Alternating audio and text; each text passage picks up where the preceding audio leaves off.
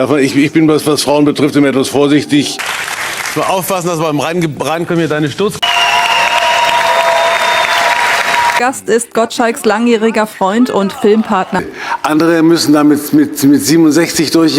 Weil der Arzt schließlich sagte, wir wissen nicht, wie viel Zeit noch bleibt, wurde sei am Raum schlagartig kalt.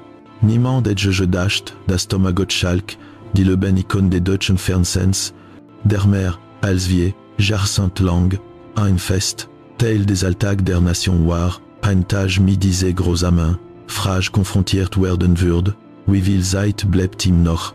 All Bougainville Chambaré, all die Öffentlichkeit sie vorstellen konnte. En seltsam Veränderung auf der Route. En Müdigkeit, die länger anhielt als gewöhnlich. Ein Atemzug, der sie anders anhört, so fein so leicht, ran nur Carina, die Frau, die seit über 20 Jahren an seiner Seite stand, ihn bemerken konnte. Und sie war es auch, die in zwang, ein Krankenhaus zu gehen, obwohl Gottschalk immer wieder behauptet, es sei nur eine Kleinigkeit des Alters. Doch all der Arzt die Akte geschlossen auf den Tisch, legten die Worte sprach, die Carina das Blut in den Adern gefrieren ließen, bösartig Angiosarkom, während der Tossikal, niemand sagte ein Wort, niemand bewegte sich, ein schwer, fast erdrückend Stil füllte den Raum. Für jeden Menschen war ein Angiosarkom bereits selten und gefährlich Krebsart. Doch für Gottschalk, einen Mann, dessen Leben au Schein war fern, Zeitdruck und endlosen Bühnenmomente bestand, glich dies Diagnose, in ertickenden Zeitbombe, der Krebs schritte schnell, lautlos und oft bemerkt voran, bis das Stadium erreicht, in dem jeder Tag zählt. Der Arzt sagte nur einen einzigen Satz, aber traf Carina mitten ins Herz. Das ist ein Wettlauf gegen die Zeit. Gottschalk sah sie an, doch Carina senkte den Blick. Sie wollte nicht, dass die Tränen sah, die sie bereits sammelten. Sie wusste, wenn sie jetzt bricht, bricht mit ihr. Der Mann, der vor Millionen Menschen immer stark gewesen war, zitterte zum ersten Mal vor einer Wahrheit, die nicht kontrollieren konnte. Und in genau diesem Moment stellt sie die Frage, die wie ein Schatten zwischen ihnen lag. Steht die Zeit noch auf unserer Seite? Es war keine Frage nach dem Tod. Es war eine Frage nach Hoffnung, nach der Kraft, die ihnen noch blieb, nach den Worten, die sie einander noch nicht gesagten. An bedusten, ihr Leben würden an ein Kapitel eintreten, ein Kapitel, in dem die Scheinwerfer keine Macht mehr hatten, die Dunkelheit zu vertreiben, die sie langsam über sie legte. Als Carina das Arztzimmer verließ, fühlte sie ihr Schritt nicht mehr. Die Worte des Arztes über ein Hotelzellen, Blutgefäß und schnell Wachstum halten nach, doch sie drangen nicht wirklich zu ihr durch. Alver schwamm zu einem dumpfen Rauschen, während nur ein einziger Satz sie tief in ihrem Kopf festsetzt. Diese Krankheit machte jeden einzelnen Tag kostbar. Gottschalk versuchte weiter, die Fassung zu bewahren. Lächelte Jekyll, sagte immer wieder, dass all gut werden würde. Doch Carina kannte ihn so gut. Sie sah die Angst hinter seinem Blick. Denn ein Angiosarkom ist kein gewöhnlicher Tumor. Es folgten bekannten Mustern, sie kommen Frühsignal und greift direkt das Vaskulärsystem an, jene Strukturen, in denen das Leben in jedem Moment pulsiert. Wenn eine Krankheit die Blutgefäße angreift, bedeutet das, dass Zeit nicht nur vergeht, sondern einem jederzeit genommen werden kann. Der Arzt hat deutlich erklärt, dass diese Krebs extrem selten ist und sie oft sprunghaft entwickelt, schneller, als die Medizin manchmal reagieren kann. Die Behandlung muss sofort beginnen, ohne jeden Aufschub. Jeder verloren Tag erhöht das Risiko ein Vielfach. In diesem Moment verstummte Gottschalk vollständig.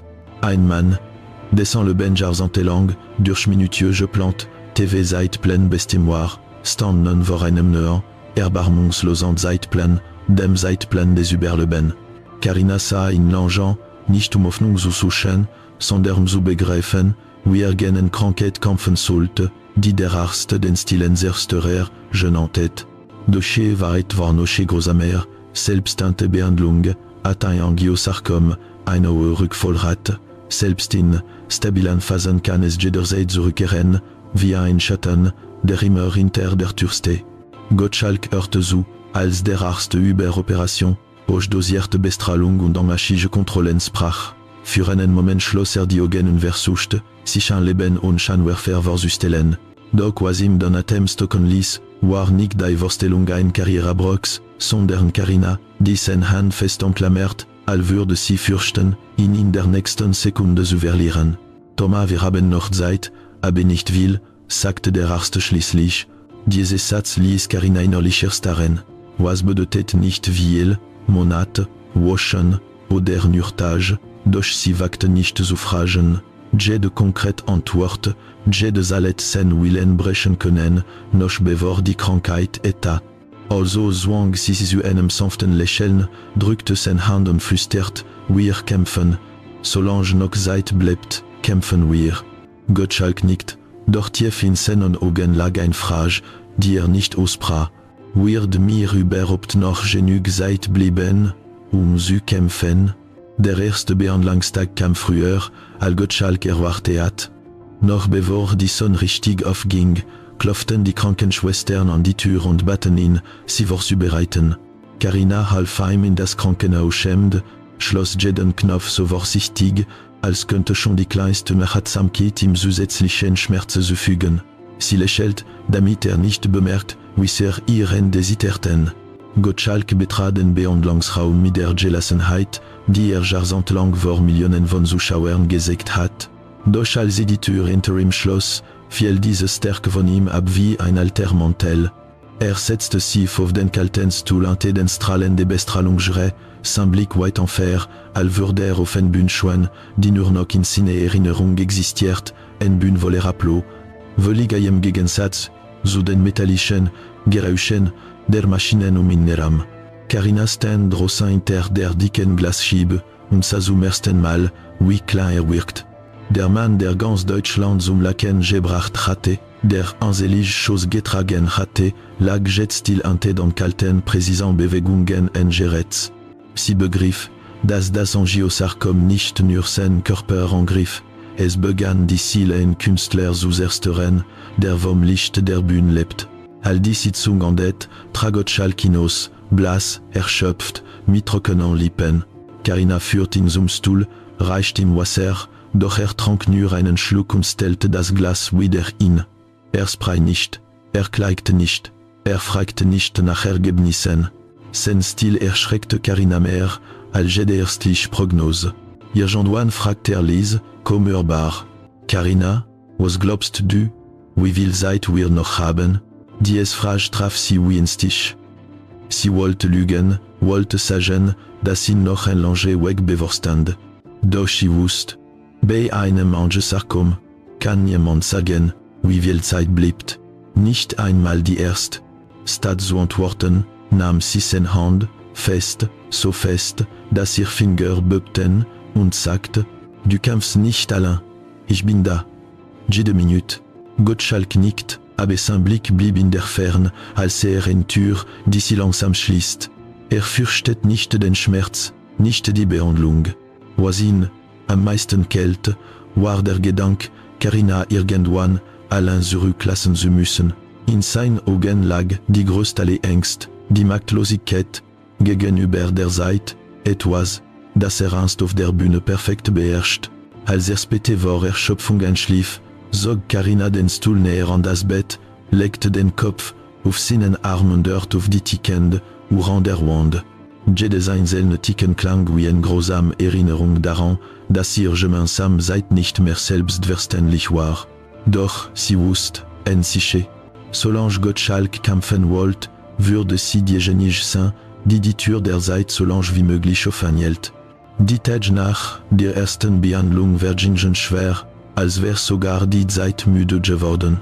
Jeden Morgen zog Carina die Vorhänge auf, ließ das Licht in das Krankenzimmer fallen, in der Hoffnung, es könnte Stimmung geben. Doch Gottschalk schien, den Unterschied zwischen Tag und Nacht kaum noch wahrzunehmen. Seine Augen wirkten tiefer, erschöpfter, als würde jede Bestrahlung nicht nur seine Kraft, sondern auch ein Stück seine Persönlichkeit mitnehmen.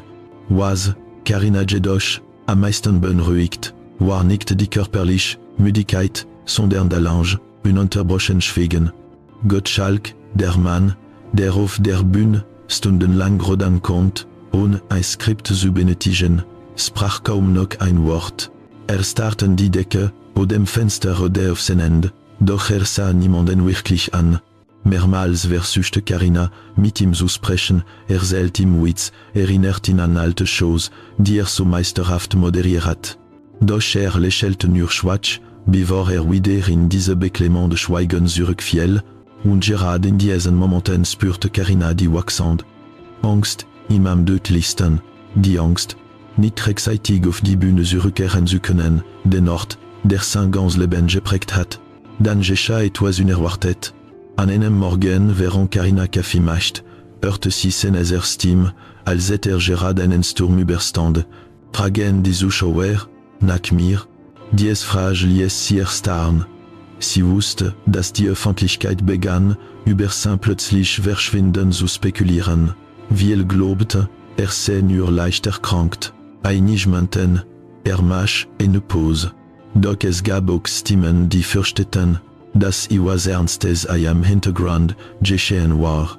Carina wusste, dass sie ihm nicht vollständig die Wahrheit sagen konnte. Sie hätte ihn nur noch mehr verletzt, aber sie konnte ihn noch nicht anlügen. Ja, si fragile, sagte sie leise, allofern, dass du bald zurückkommst. Gottschalk senkte den Blick, seine Schultern bebten leicht, nicht wegen der Schmerzen, sondern, weil spürt, wie ein bedeutender Teil seines Lebens ihm angleiten könnte, die Verbindung zu Millionen Menschen, die in seit Jahrzehnten als Symbol seien. Ich hab Angst, dass ich nie wieder auf einer Bühne stehen werde, gab Gottschalk zu, die Stimme brüchig. Carina setzte sich neben ihn, nahm seine Hand fest in ihre. Thomas, du lebst, du kämpfst und ich bin bei dir. Das Licht der Bühne kann ausgehen, aber du selbst wirst nie verschwinden. Doch in seinen Augen sah sie eine andere Wahrheit. Fürchtet nicht nur die Krankheit, fürchtet, von der Welt vergessen zu werden. Und genau diese Angst, eine Angst, die kein Arzt diagnostizieren kann, begann, in tiefer hinabzusehen, all das Angiosarkom selbst. Die erste Nachricht, die Carina erhielt, kam weder vom Arzt noch von der Familie, sondern von einem ehemaligen Kollegen Gottschalks bei RTL. Nur ein einziger Satz stand in der Nachricht, doch ließ Carina erstarren. Thomas steht nicht mehr am Sendeplan.